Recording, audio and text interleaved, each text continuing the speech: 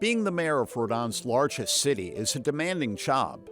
Providence has a lot going for it, but the city remains bedeviled by a lackluster tax base. Other long-standing challenges include underperforming schools and an underfunded pension system. The man responsible for tackling these issues is Providence Mayor Brett Smiley, a veteran of state and city government. After first winning election in 2022, he's gearing up to seek re-election next year. Brett Smiley, the mayor. Who are you?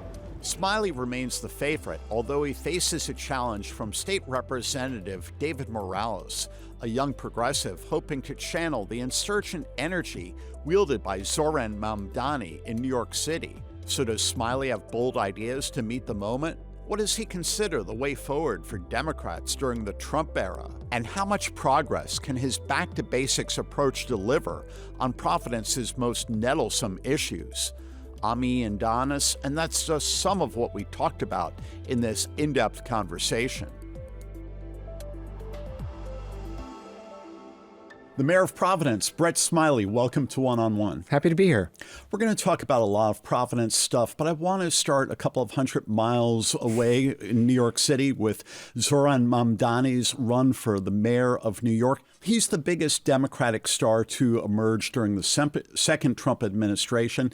His candidacy goes to the heart of big questions about the future of the Democratic Party. His supporters love his energy and his progressive vision, but critics fear his leftist views and that he might hurt the economy of New York City. I wonder, as you gear up to run for re-election, are you taking any notes from Mamdani and his approach? I mean, I think all of us in public service should take the lesson of listening to one's constituents. And one of the things we're seeing in New York right now is a real concern around affordability, and a candidate that rose to the occasion with solutions or ideas on how to address that. And so I think any of us lose touch with our constituents and their most pressing concerns, do so at our own peril. And that's certainly a lesson for me and for anybody thinking about running for public office. If Mamdani wins, do you think he can thread the needle of achieving progressive victories without causing the downside feared by his detractors? I don't know enough about how the politics of New York City government work and the council and the relationship with Albany and such. What I do know is that, I'm someone who believes deeply in the power of government to improve people's lives. As you know, prior to getting elected to office, I worked in government. I'm a real believer that we can actually improve people's lives through government action. I also know that right now there is a sort of all-time low trust and confidence in government. And so I get wary about empty promises or bold promises that you can't fulfill, because it has the potential to further disenfranchise or otherwise cause constituents to believe that the system's broken and can't be fixed. And so I think any of us running for office need to be disciplined to make promises that we can actually fulfill and programs that we can deliver on, because that's the only way we're going to restore confidence in government and be able to move forward with the trust and confidence of our constituents. You're right, Mayor. There is a real deficit of trust in government, and also for your party, the Democratic Party. And there's this overarching debate about whether Democrats need to move more to the center or to the left to achieve more electoral success. How do you look at that question? I think the place to start is honestly in local government. If you look at surveys and polls, the area in which people trust their government officials the most is at the local level. And the reason for that, I believe, is because our constituents know us. Unlike, Rhode Island's a little bit of an exception because we're so small. We know our congressmen, we know our senators, but in most states that's not the case. But in the local level, across the country, people know their mayors, and they see us at the supermarket. They call us when their garbage doesn't get picked up. And so there's a real personal connection. And so I think looking to local leaders as a way to restore confidence and as the future of the party is the right way to go about it. We are a diverse country, and the politics of New York are different than the politics of Providence, and certainly different than the politics of, Phoenix or somewhere that's just a very different place. And so I don't know that there's one, ideological lane or one part of the spectrum of democratic views that's the right answer. I think it's more about trusting and lifting up and ultimately kind of promoting through electing to higher office leaders who have demonstrated an ability to deliver, an ability to listen to their constituents, and have earned and garnered the trust of their community. To close out this aspect of the conversation, you face a challenge next year from State Representative David Morales, a young progressive. His argument is that, in his view, you're not getting the job done for the working people of Providence. How do you respond? So I'm really proud of what we've accomplished in 3 years, and I hope to be able to earn 4 more years. I've not officially launched my campaign, but I'm clearly running for re-election. And so over the next year, I'll be making my case to the voters of Providence about the progress that we've made and articulate my vision for what I think is the work that is still yet to do and where we're headed.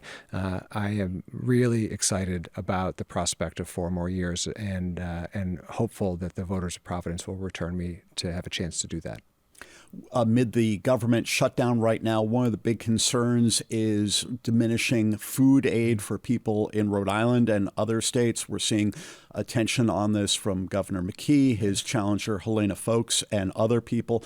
What can the city do to help address the need for this? We need to do everything we can to make sure that the most vulnerable members of our community have the most basic need, food. And so first, at the national level, we really need to encourage and advocate for and demand that the president, Republicans in Congress and the Senate get back to business and pass a funding bill. Second of all, locally here, we're never going to be able to backstop at the city level the amount of money that the federal government spends on SNAP. But what we can do is triage the emergency. And so that means surging food assistance through our food banks, and my Department of Emergency Management in the City of Providence has an emergency food plan.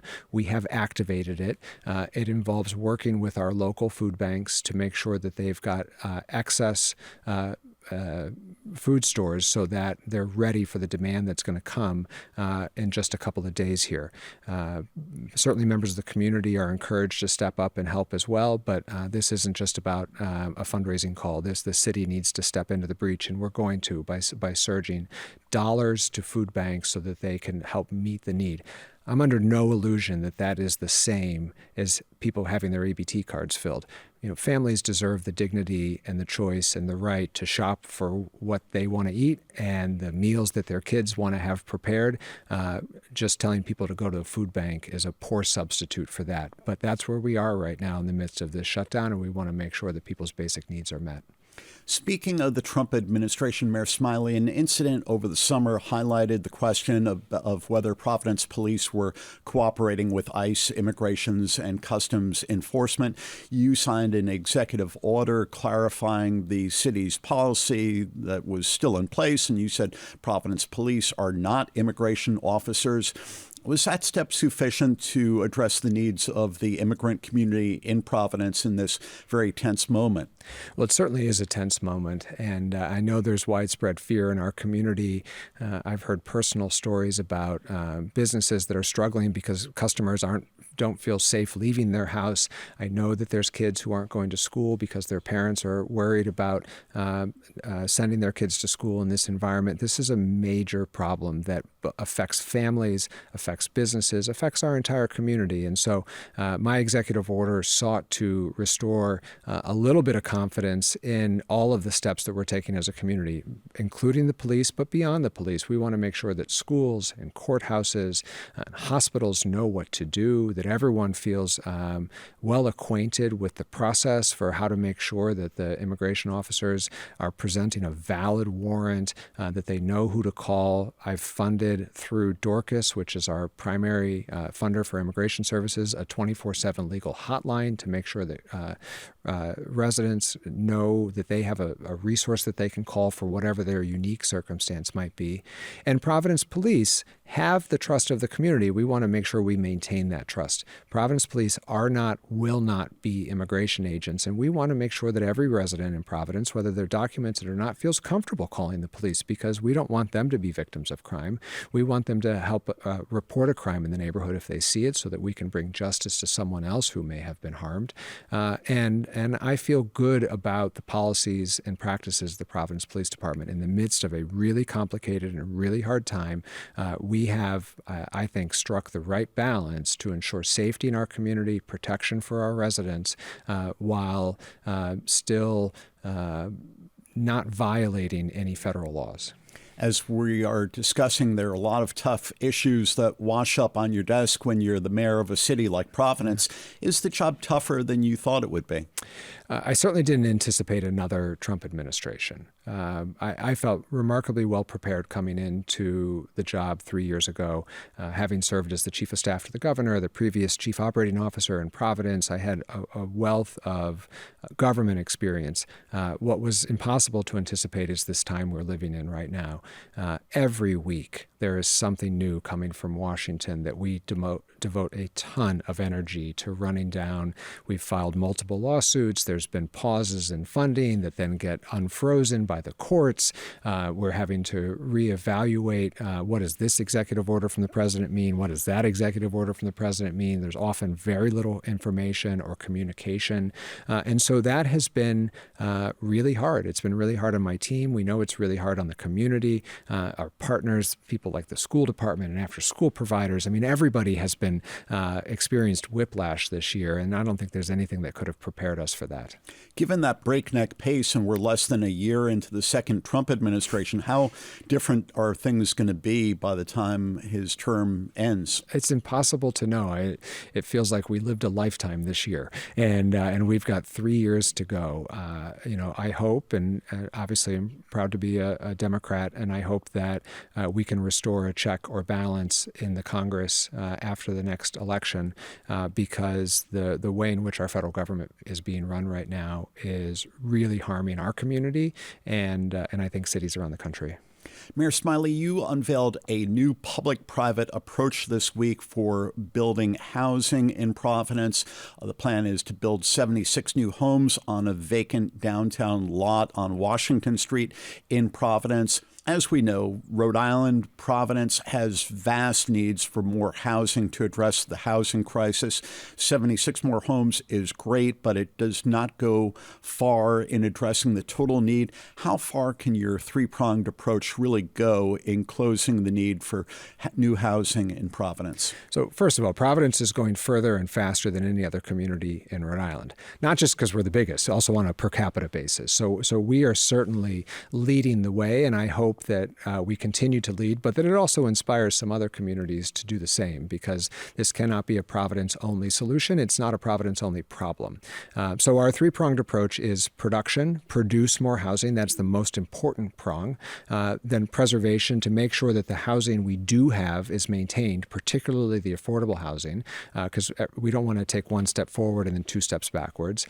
And then protection, which is, we know in a rental market like this that landlords can behave badly. And so we want to make sure that tenants are protected through things like eviction defense, temporary or emergency rental assistance, and other strategies to protect tenants. That's the right mix. I'm confident that the only realistic, sustainable solution to the housing crisis are those three prongs, with production being the most important. So you talk about that new project. We highlighted it because it's a new tool in the toolbox that we haven't used before, where the city actually bought the land to ensure that we didn't lose an opportunity to build more housing for what is currently a surface parking lot, which is not a use we're trying to incentivize. We're actually trying to decentivize. But it is only one of many developments happening in the city. In our housing report, which we released earlier this week, we noted that there were almost 900 new units last fiscal year. And so we are really making great gains. 76 may not sound like a lot, but in aggregate, there were almost 1,000 new units last year, and we're still going full speed ahead. And so there's development happening across the city in every neighborhood, in many cases in sort of low scale, 3 families, 4 families, small scale buildings. And that's how we're going to meet the moment. It's not going to be, one big high rise. It's going to be a bunch of infill development opportunities across the city. By the way, of those nearly 1,000 new units, 22% of them were permanently subsidized affordable housing units, more than double what the state target is. And so Providence is going to continue to lead the way on meeting the housing crisis. You oppose a rent control ordinance that the city council plans to take up later this year. What is your alternative for decreasing the upward pressure on rents in Providence? Well, first of all, to be fair, I've not actually seen what the city council is proposing. They haven't shared it with me, so it is they're not all created equally around the country. I have real concerns with rent control as a policy because I've studied extensively and seen what its effects are, but I will wait and see what they actually put out. But here's my concerns with rent control. We have a supply shortage. The reason rents are rising faster here than in most places in the country is because we have more demand than we have supply. And so you have to ask the question of, is this policy going to make it easier or harder to build new housing? And rent control in Providence will make it harder to build. First of all, we'd be the only community in Rhode Island to have it. And so it's very easy to see that development will go to Pawtucket or Cranston or Warwick or anywhere else other than Providence. Because if you're a developer with the ability to build a new housing unit, why would you build in the community with rent control? Second of all, there's major unintended consequences. And we've seen this in communities around the country, communities that we have a lot in common with. St. Paul, Minnesota passed rent control through a popular referendum. Ever since it's passed, they have tried to fix it because it didn't work as intended. And in the neighboring community of Minneapolis, rents actually rose slower and without rent control because there was a major decrease in investment. Applications for new development in St. Paul dropped 80% after they passed rent control. I've talked to the mayor of Portland, Maine. They're years into it, and they still call it, quote, a work in progress. We know that there are massive unintended consequences in New York. There are example after example after example where it discourages investment, it causes the quality of housing stock to be degraded, it creates winners and losers, and I think is not actually the right solution to the problem we find ourselves in. We have a supply shortage. And so my solution is what we were just talking about, the 3 prongs: production, preservation, and protection, with production being the most important. And on that respect, in addition to the land strategy we unveiled this week, in addition to the demonstrated development that's happening across our neighborhoods, we've done all of the other things that communities around the country have done. We've reformed our zoning code and made it easier to build more dense housing everywhere in the city. We've relaxed parking minimums to make it easier to live without a car or for a development to move forward without using land for parking. We have incentivized growth along transit corridors, what we're calling growth corridors. We've made it easier and faster to get a permit. We've lowered tax rates and diversified the number of tax rates. So for small-scale residential, it's an even more dramatically lower rate than the commercial rate people used to pay. We've done all of the strategies that are recommended. And while it's hard, that doesn't mean rents are going to come down tomorrow. The reality is it's the actual sustainable solution. Some of these other things are empty promises or good talking points, but they're not solutions. What we're doing is actually what's going to move the needle on housing in Providence and in Rhode Island. You made your first run for mayor back in 2014 and ultimately threw your support to Jorge Elorza. That was the time when Buddy Cianci made his last run for mayor. And one of his proposals was to remake the scrap metal area along Allen's Avenue, dubbed the Scrapalachian Trail by Patrick Connolly, into an area of housing and development. What do you think about that? Is scrap metal the highest and best use for the Allen's Avenue corridor, or would you support zoning to encourage housing development there? Yeah, I mean, talk about the power of Buddy to sell a vision. We're still talking about this after 25, probably 30 years. I don't remember exactly what year that plan came out. Listen, I know there's lots of people who would rather see something other than scrapyards along Allen's Avenue. what we have at the Port of Providence and along the waterfront south of the hurricane barriers is a unique and non-replicatable economic asset. We have a 40-foot channel in a time and in an economy where shipping and maritime economy is growing rapidly, and we should not give that up. And scrap is Rhode Island's biggest export. Yeah, I'm not defending scrap specifically, but what I am defending is continuing to use our waterfront for a jobs-intensive economic development zone that takes advantage of that economic asset that other communities don't have. And so, one more headwind coming from the federal government right now is the start and stop we've had on offshore wind. But we have a real toehold in that industry, and there's lots of people working along the waterfront helping assemble wind turbines. And so what I would like to see happen along the waterfront is the continued development of job-intensive industrial uses that take advantage of that economic asset. It's not just the scrapyards. There's several properties along the waterfront that actually aren't using docks or berths at all, and that's a missed opportunity. And that's where we need to look at opportunities to create more good-paying jobs that take advantage of that economic asset. The other thing that I would mention, specifically with respect to the housing that continues to come up from time to time from Buddy's old plan, is in the 30 years since that plan came out, if it's approximately 30 years, the effects of climate change have become front and center in our life. And that land lives in the floodplain. So that is not the place to be building condos or hotels, or a casino was proposed at some point. The industrial use, the water-dependent industrial use along the waterfront is much more appropriate. It's much more adaptable. We can continue to make reasonable adaptations to deal with flooding that occurs down there, but it's not the place to be building buildings. We have vacant land for sale on the other side of the hurricane barrier with the 195 Commission and otherwise. That's the appropriate place for things like residential and commercial development. Allens Avenue should remain industrial, and in fact, it's what our zoning requires. You've been pushing for Providence to regain control of the city's schools. The same factors that have made it challenging to improve student performance for many years remain in place. Yeah. So why should Providence parents expect things to be any different once the city does resume control of its schools? Well, first of all, I think parents and certainly community members across the state know that schools should be led at the local level. It should be governed at the local level. It's easier to have a say in your child's future when they're locally run. The state's intervention had a task to do that has run its course. It's time to return our schools to local control, and the state agrees with that. Nobody's talking about an indefinite long-term intervention. We're arguing over exactly when they should come back. Second of all, the school department budget is nearly as large as the city's budget, and there are many operational, administrative, and financial decisions that I'm confident we can do a better job of oversight of in this moment. In a time where federal education funding is jeopardized, where everyone's budgets are tight, we need to make sure that that place is running as effectively and efficiently as possible.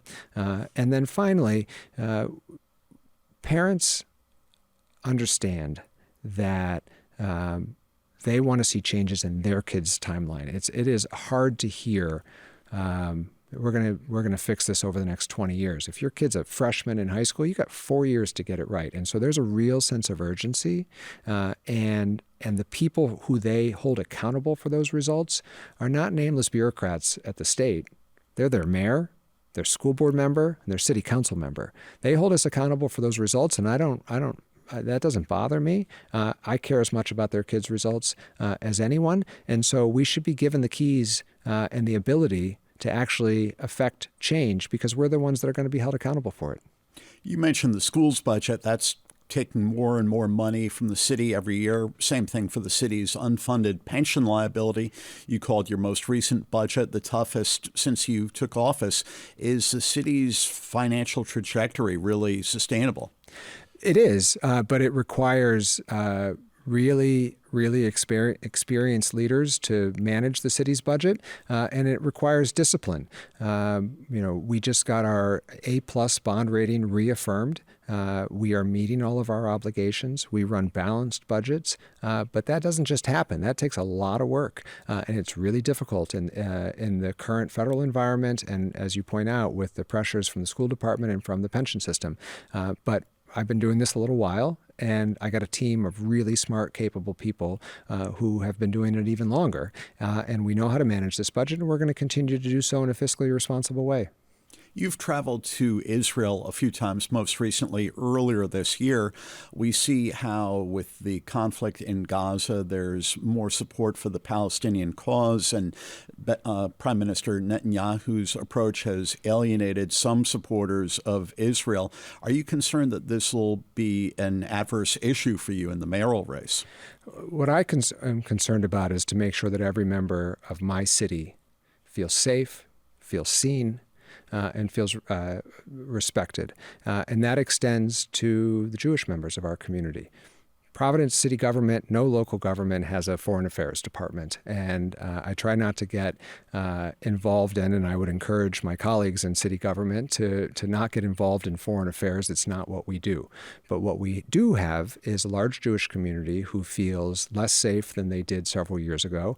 There are acts of anti-Semitism that have taken place in our community and in Rhode Island, including very recently, that are deeply concerning. And so that's my priority. I know it's related, but it's not the same. I don't have a role in the conflict in the Middle East, but the conflict in the Middle East spills over into how communities are treated here in Providence. We have a long history of peaceful protests. There were no shortage of protests, and I absolutely respect people's right to protest, and I'm glad that we've done so without incident over the last several years. The same note, as a mayor, any mayor spends a lot of time in faith communities. I get invited to a lot of church services. I get invited to mosques at Ramadan, and I go to temple. And of all of those places that I visit, the only community that has a police presence at their house of worship are synagogues in Providence. That's not okay.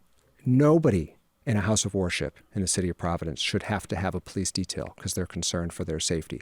And right now, the only group that does is the Jewish community and through their temples and synagogues. And so we've got a real problem with anti-Semitism. We've got a real problem with fear and intimidation in our community. And that's the thing that I'm most focused on as it pertains to what is happening in the Middle East right now. And so that's why I've really leaned in hard to working on that issue. I chair now the advisory committee of the Combat Anti-Semitism movement for mayors across the country to share best practices and strategies and provide support for one another as we try to ensure that every member of our community feels safe and respected at home.